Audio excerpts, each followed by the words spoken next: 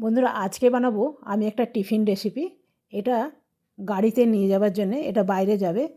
তো বানাবো মটর পনির আর বানাবো লেফট ওভার রাইসের একটা পোলাও। তো পনিরগুলো আমি প্রথমে ছোট ছোট টুকরো করে কেটে নিলাম। দেখবেন বাইরে কোথাও গেলে যদি বাড়ির খাবার থাকে তাহলে কতটা শান্তি মনে লাগে, না তো গাড়ির খাবার খেলে তো শরীরই খারাপ হয়ে যায়। তো এইখানে আছে ভাত, আর এইখানে আমি কিছু সবজি কেটে নিয়েছি। আছে পেঁয়াজ আর গাজর, বিনস। এখানে আপনার পছন্দ মতন সবজি নিতে পারবেন। এইখানে আছে হলুদ আর লাল ক্যাপসিকাম। এগুলো কেটে আমি ফ্রিজে রেখে দিয়েছিলাম। কেটে ফ্রিজে আপনারাও রেখে দেবেন, তাহলে কিন্তু নষ্ট হবে না আর অনেক দিন ইউজ করতে পারবেন। প্রথমে আমি পনিরগুলো একটু ভেজে নেব, সাথে দিয়ে দিলাম একটু চিলি ফ্লেক্স। তো এটা মোটামুটি আমার ভাজা হয়ে গেছে। এরপরে নামিয়ে নেব। একটু যদি এগুলো ভেজে নেওয়া হয় না, তাহলে কিন্তু ভাতের মানে রাইসের সাথে ভীষণ ভালো লাগে। আপনারাও ভেজে দেবেন, দেখবেন কালারটাও ভালো লাগছে, খেতেও ভালো লাগে। এরপরে যে সবজিগুলো নিয়েছি সেই সবজিগুলো ভেজে দেবো। সাথে দিয়ে দিলাম লাল আর হলুদ ক্যাপসিকাম। এটা একটু ভালো করে ভেজে নিতে হবে। একটু দিয়ে দেবো নুন। নুন দিলে খুব তাড়াতাড়ি নরম হবে।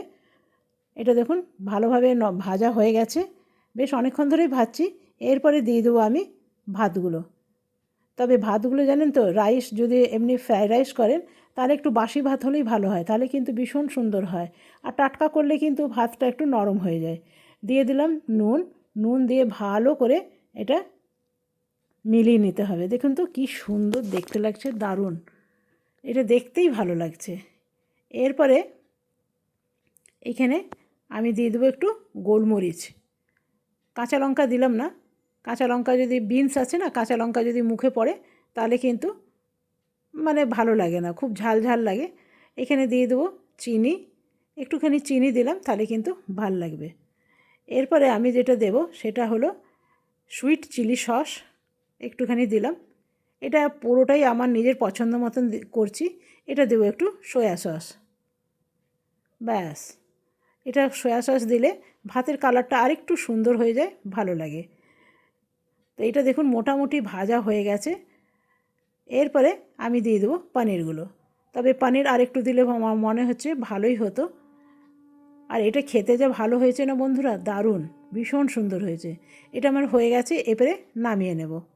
একটু ঠান্ডা হয়ে গেলে তারপরে আমি প্যাকেটে ভরে নেব। দেখুন কী সুন্দর লাগছে, অপূর্ব। আর খেতেও কিন্তু ততটাই ভালো হয়েছে। দেখবেন আপনি গাড়িতে করে ট্রেনে করে কোথাও যাচ্ছেন, তখন যদি এরকম যে একটু খাবার থাকে তাহলে কিন্তু ভালো লাগে। অনেকবার হয়েছে যখন গাড়ির খাবার কিন্তু এতটা ভালো না। এরপরে আমি বানিয়ে নেবো একটু মটর পনির। এখানে দিয়ে দেবো, এখানে কেটে রেখেছি পেঁয়াজ। আর প্রথমে আমি একটু পনিরগুলো ভেজে নেব। খুব সুন্দর লাল লাল করে ভেজে নিতে হবে। তার জন্য দিয়ে দিলাম একটু কাশ্মীরি লঙ্কা। কাশ্মীরি লঙ্কা দিলাম এই জন্যে কি পনিরগুলো কালারটা ভীষণ সুন্দর আসবে। এগুলো আমার ভাজা ভাজা হয়ে গেছে। এরপরে ভাজলে কিন্তু চিমড় হয়ে যাবে। এগুলো আমি সব কটা উঠিয়ে নেব। এরপরে যে পেঁয়াজটা কেটে রেখেছি সেটাকে আমি ভেজে নেব। যতক্ষণ না পেঁয়াজটা নরম হয় ততক্ষণ ভাজতে হবে, যেন একটু লাল লাল হয়ে যায়। দিয়ে দেবো এখানে মশলা। দিয়ে দিলাম ধনে বাটা, জিরে, ধনে, লঙ্কা, মৌরি, গরম মশলা, সব কিছু একসাথে মিক্স করে আমি পিষে নিয়েছি। এবারে দিলাম একটু কাশ্মীরি লঙ্কা, দিলাম একটু নুন, আর দিয়ে দেবো হলুদ। ব্যাস, ভালো করে এটা ভেজে নিতে হবে। যেহেতু বাটা মশলা সেহেতু ভাজার সময়টাই কিন্তু একটু বেশি লাগে। এবারে দিয়ে দেবো তেজপাতা। বেশ ছোট ছোট সাইজের তেজপাতা, দেখেছেন? এরপরে দিয়ে দেবো পনির। পনিরগুলো ভালো করে মশলার সাথে মাখিয়ে নিতে হবে। এটা ফ্রাইড রাইসের সাথে যা লাগবে না, দারুণ।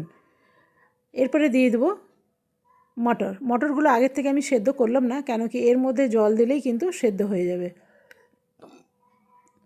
ব্যাস, এরপরে দিয়ে দেবো জল। দেখুন তো কী সুন্দর লাগছে, দেখতেই কিন্তু ভালো লাগছে।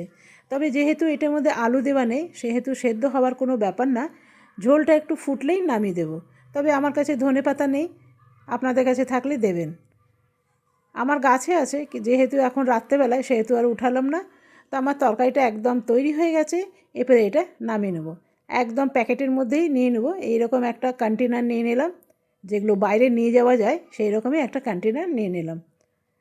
আজ আমার তৈরি হয়ে গেল মটর পনির, আর তৈরি হয়ে গেল লেফট ওভার রাইসের পোলাও। এটা ভীষণ ভালো লাগে। গাড়িতে যদি এই রকম খাবার থাকে তাহলে আর চিন্তাই নেই। তো চলুন বন্ধুরা, কেমন লাগলো অবশ্যই জানাবেন। আপনাদের বাড়িতে যদি চটজলদি কোথাও যাবার থাকে আর যদি ফ্রিজে এরকম ভাত থাকে তো চটপট বানিয়ে নিতে পারবেন। দেখছেন কী সুন্দর লাগছে।